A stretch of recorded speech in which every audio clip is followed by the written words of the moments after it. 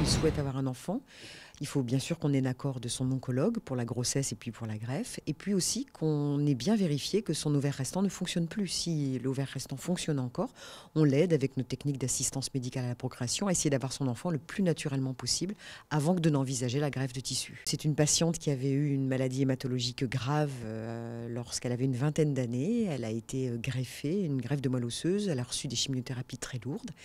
Et puis maintenant, elle a 28 ans, elle est en couple et elle souhaite avoir un enfant. Et comme son ovaire ne fonctionnait plus du fait des chimiothérapies, on lui a proposé de regreffer le tissu ovarien qu'on avait congelé à l'époque, avant qu'elle ne débute ses traitements par chimiothérapie. Il y a une seconde greffe de tissu ovarien, on a eu une deuxième demande effectivement, et elle aura lieu dans le courant du mois de janvier. Également, là cette fois-ci, c'était une patiente qui avait également une pathologie hématologique maligne, mais qui a été traitée à l'âge pédiatrique. Elle avait 14-15 ans quand elle a reçu ses chimiothérapies, et à l'époque, je l'ai rencontrée pour congeler son ovaire. Je pense que sur le département, on doit recevoir à peu près 30-35% des jeunes patientes qui sont éligibles pour les techniques de préservation, parce que les techniques sont encore trop peu connues. Il faut qu'on communique davantage et pour que les oncologues aient le réflexe, dès que la patiente est jeune, voire enfant, adolescente, de nous les envoyer avant de commencer les chimiothérapies pour qu'on puisse mettre en œuvre ces techniques de préservation. Pour le tissu ovarien, les plus petites filles qu'on ait pu prélever, c'était 3 mois.